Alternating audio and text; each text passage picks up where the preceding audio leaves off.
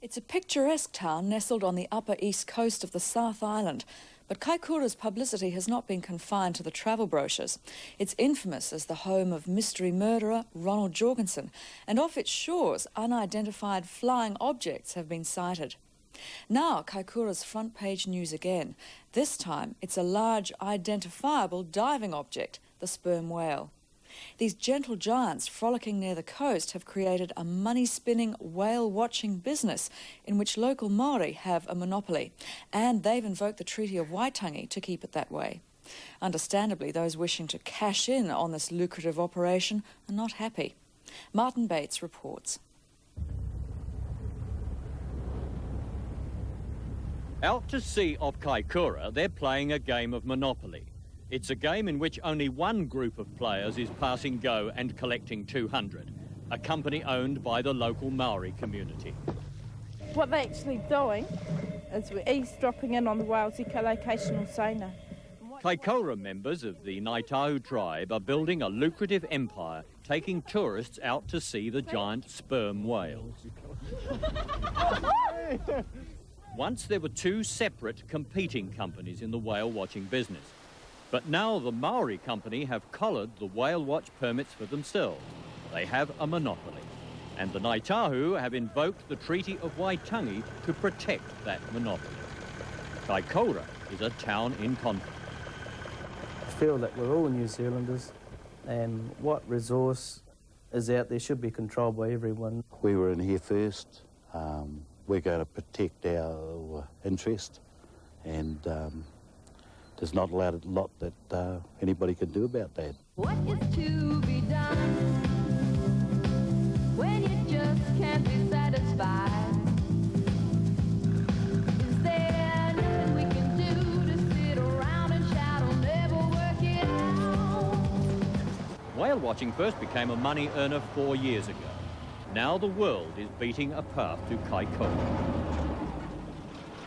30,000 tourists a year pour off the coaches and into the Maori tour operators' inflatables, eager for a close-up of these majestic, mysterious mammals. Okay, so we can start climbing up now. So what we do first is... 4 boats making 16 trips a day at $75 a head is generating millions in revenue and plenty of satisfied customers. 60 feet weighing 60 tonnes.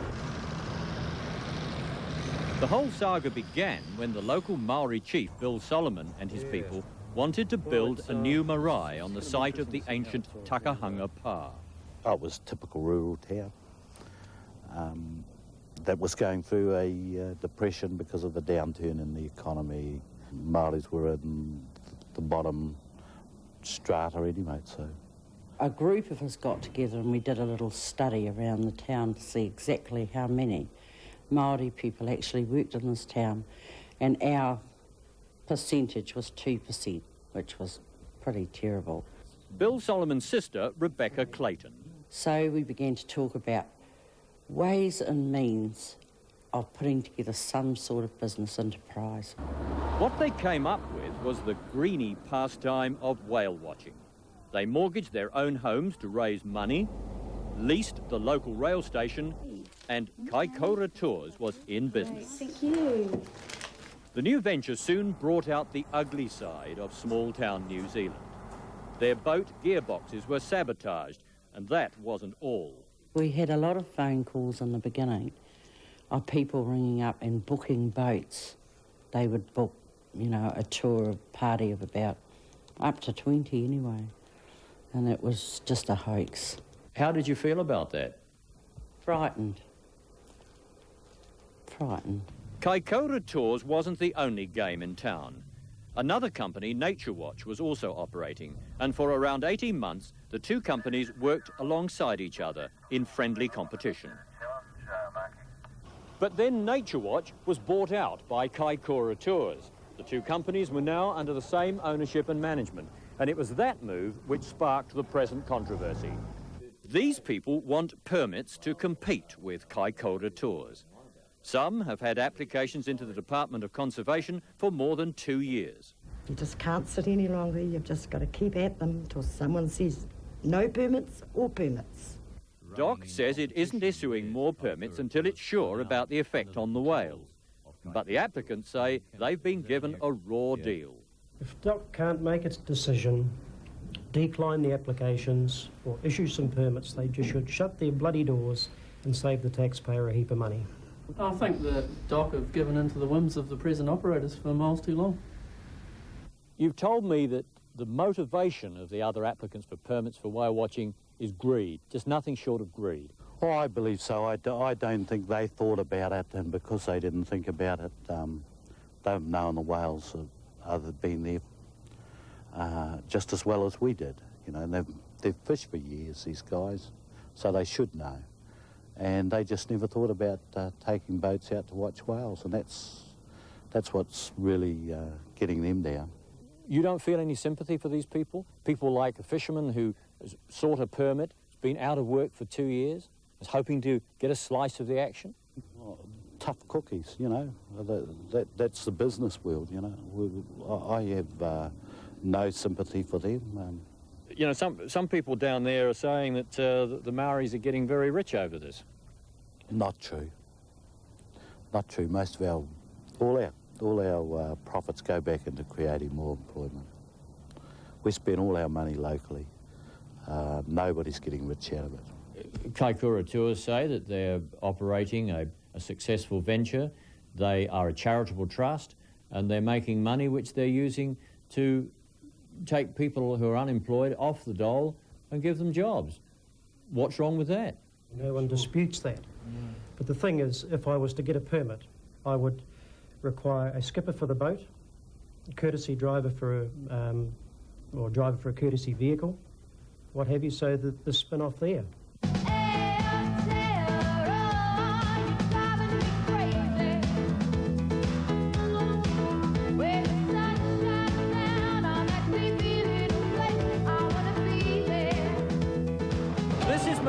Stall.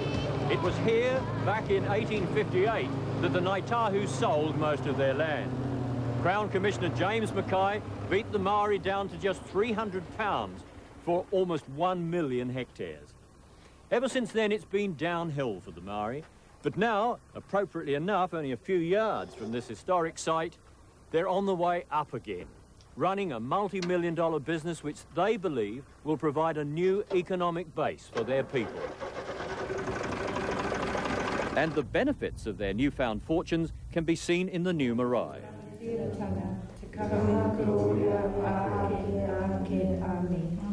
Kaikoura Tours, which meets monthly on the marae, uses the profits from whale watching to help as many people as possible, Pākehā as well as Maori. Many young people who had been out of work in the economic depression have been given jobs on the boats. Whale watch profits have also enabled craftsmen to be employed working on carvings for the new marae. They have to treat us not as Maori but as another company, and exactly the same way as they treat the people who run Milford, as they treat the people who run the Shotover, as they treat the people who run the Waitangi and whatever. What other monopolies that are available through DOC. You know, and they have to treat us exactly the same way as they treat them. This is not a racial issue. I don't believe it's a racial issue. I believe it's an issue of equity, and that's it. People in Kaikoura will tell you that this is not a Maori-Pākehā conflict, it's a business dispute, and you can hardly blame them for wanting to keep the lid on racial tension. They might not want to talk about racism, but these people do know where they stand on the Maori claims under the Treaty of Waitangi. The Ngāi are claiming that the treaty gives them an historical right to manage the whales. Who would envisage going out in powerboats to look at whales in the days of the signing of the treaty? It's just ridiculous. As far as I'm concerned, they should chuck that Treaty of Waitangi away and just all be New Zealanders, and none of this would happen. But the Treaty of Waitangi was signed 150 years ago by both Maori and Pākehā. 150 years ago. What year is it now? 1991? Their ignorance of the treaty is their problem. It's not my problem, you know. They have to deal with that themselves. If you want to heal a people, then you've got to take away those past wounds. If it'd been on hold for 2 years for something that was done 150 years ago, I wasn't around, I had no say in it. So as far as I'm concerned, it doesn't apply to me. I'm as much of a New Zealander as Bill Solomon or any of the Kaikoura tours are. So what right have they got to own the whales when I haven't? We can't shut each other out. That's what music, bitter suicide. If it's the land, I understand. There's a limit on that too. Let's work it through. Hey, up there, you're driving me crazy. In Maori mythology, the Ngaitahu were said to have ridden to Aotearoa on the back of a whale. Now some say it's the Pākehā who's being taken for a ride, by the Maori claiming that it's they who have control over the whales. Tiffany O'Regan led the Ngaitahu case to the Waitangi Tribunal. All we are saying is that the beneficial interest in that resource, while those whales are off that coast, belongs in terms of the treaty to Ngaitahu. We can negotiate with the Crown, our Crown treaty partner, some basis on which it may be shared, but we haven't been given that option. In this case, we believe that at law and in terms of the treaty, we've got some leverage, and it's not the right of anyone to jump in on the back of that asset. They've got to negotiate for it, and the Crown has a duty to protect our rights in it.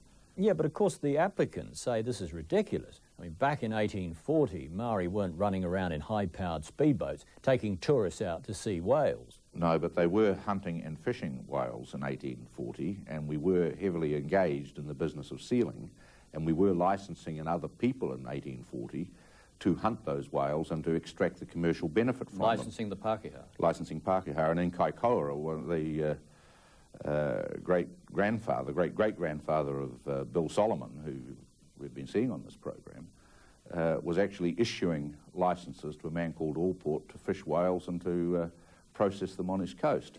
Yeah, I thought we were honouring the treaty when we had a 50-50 partnership, as it was before. We had two whale watch companies, one Maori, one non-Maori. I think we were honouring the treaty then. Yep, cooperating. But if my rights ultimately derive from the treaty, then it's up to me to give and to share of my volition with others in terms that are suitable to me. So as far as whale watching is concerned, 50-50 doesn't apply? No. I've got a dolphin licence for taking people, swimming with dolphins. What happens to me? If Ngaitahu get control of it, what happens to my licence? We say that we're just simply exercising our traditional rights in those resources, and the Crown has a very limited right to prevent us doing that. The Ngaitahu, then, are raising issues which stretch beyond the dispute over the whales and into the whole controversial question of the sovereignty of the Crown over substantial areas of the South Island coast and the resources of the sea within it.